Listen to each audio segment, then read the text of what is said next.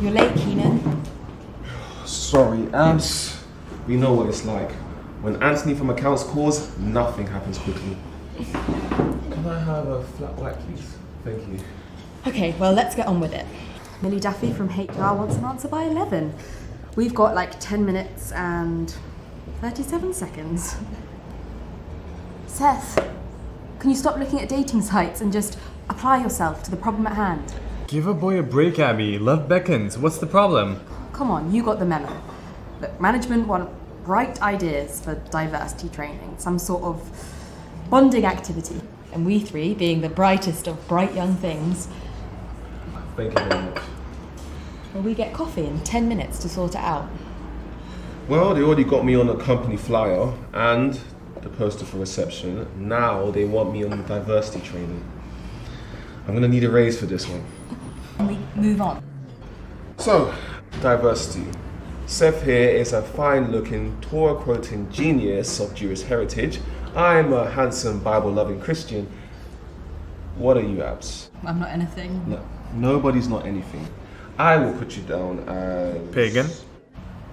Now you can call your lawyer Seth. Easy, Seth. Abs, I will put you down as an atheist. Skeptic. Can we crack on? Millie's phoning in like 8 minutes. Okay, focus. We need a bonding activity, team stuff. All right. How about rugby sevens or American football? There's no way that Millie is signing up to charging around a field, taking out members of the department. I wouldn't mind her taking me out. Seth? All right. Okay, how about tag wrestling? Fine. I'm putting a visit to an ice cream factory. You, Keenan? Cave in. People! Why on earth would we want to sign up to going down some god-forsaken dark hole in the ground, contorting ourselves into weird shapes, getting dripped on, and then we need rescuing because somebody finds themselves on the wrong side of freedom? We could all hold hands in the dark. Count me in. I got the idea yesterday evening. I read this article online, not just about any old hole in the ground cave. It was actually fascinating research they'd done. Absolutely brilliant. And you'll like this, Seth. Start with 10 points.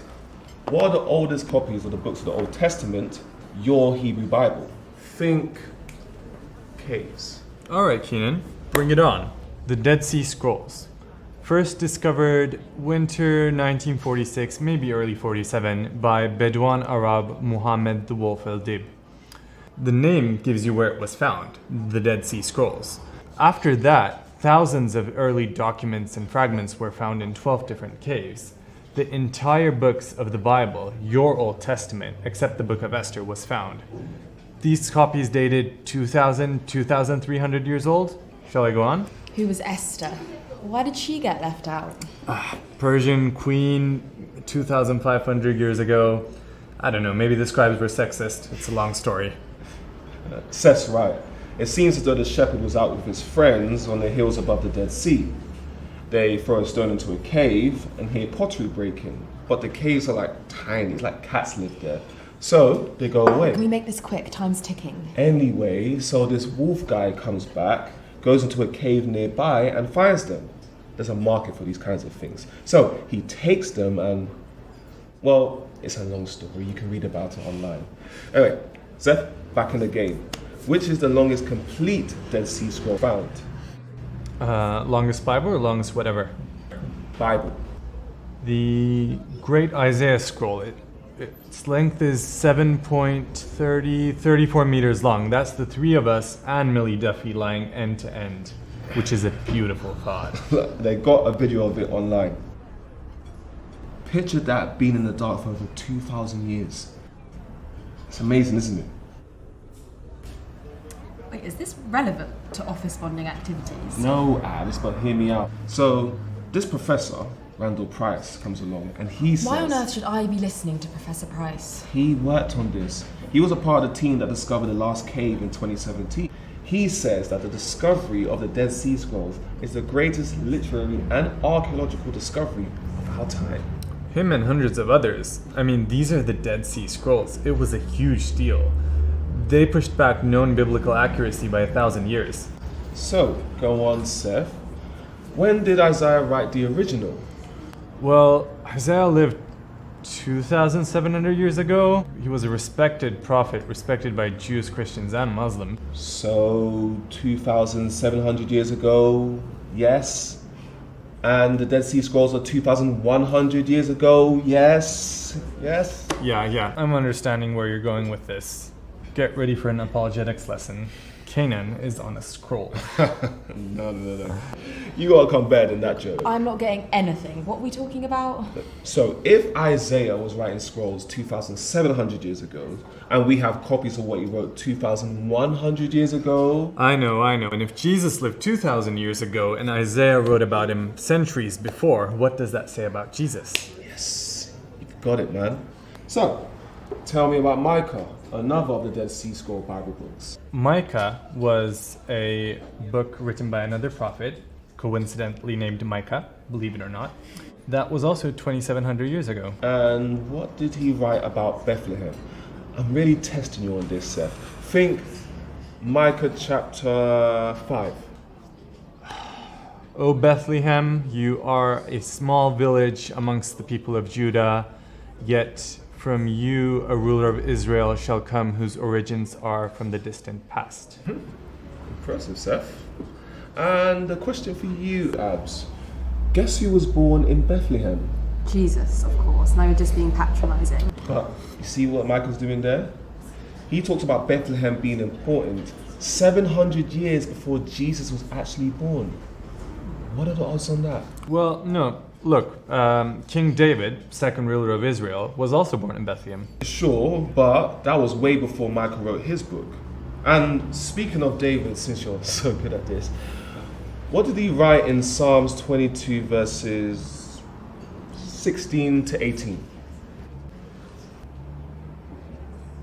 My enemies surround me like a pack of dogs. A gang of evil closes in on me. They pierced my hands and feet. I can count all my bones. My enemies stare at me and gloat. They divided my garments among themselves and throw dice for my clothing. And when did he write that? 1,000 years before Jesus? See what David did there? Pierced hands and feet, all his bones, enemies staring, throwing dice for clothes, abs. Jesus again. And it's all there in the Bible stories. Jesus being nailed to a cross. None of his bones were broken. People who yelled at him and wanted him dead. Soldiers gambling for his clothes. And there's lots of stuff like this. Bits from the Old Testament from different people at different times predicting what will happen in the life of Jesus. How he lived in Egypt, riding a donkey into Jerusalem, being betrayed for 30 pieces of silver, being rejected by his family, healing the blind and the deaf, raising the dead back to life, coming back to life himself, and the Bible predicts that Jesus will return to the earth again. Now, I read this other guy, and he reckons that the chances of Jesus fulfilling all the predictions in the Old Testament are like millions and millions to one. It's like picking a single electron out of dozens of universes. And, the Isaiah scroll, the one in the video, where does that fit in? Well, Isaiah is one of the major prophets.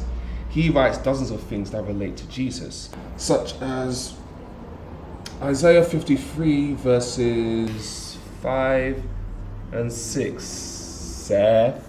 Call him off, Abby. Let's talk about the ice cream factory. No, come on, it's interesting. I thought you were skeptic. Yeah, but that doesn't mean I'm brain dead. Go on. Isaiah Isaiah said. chapter 53 verses 5 and 6. All right, your wish and all that. He was pierced for our rebellion, crushed for our sins. He was beaten so that we may be whole. He was whipped so that we may be healed. All of us like sheep have strayed. We have left God's paths to follow our own. But the Lord laid on him the sins of us all. I didn't get any of that. This is what it's all about. Isaiah tells us why Jesus got killed. So we can get back to God. Be forgiven. Start out fresh and get to heaven when our time's up. Well, our time is definitely up. Millie, yes. Yeah, we've got 3 ideas. Well, 2 and Seth's. Yeah, Seth wants to do some sport. Rugby was his best suggestion. Tag wrestling was his worst. Yeah, I told him it's not going to happen. Keenan wants to go caving, preferably to find some ancient scrolls by the Dead Sea. And I suggested an ice cream factory. Are you sure? Okay, we'll be back in 5. So, don't keep us waiting. Kanan wins. Seems like Millie wants to go caving too. Kanan knows. But this is really weird, like, really, really weird. It's not that weird. Plenty of people do No, it. this is really weird. She said she would be happy to hold Keenan's hand in the dark. No way. Come on. Yeah. Only one way. Only one way.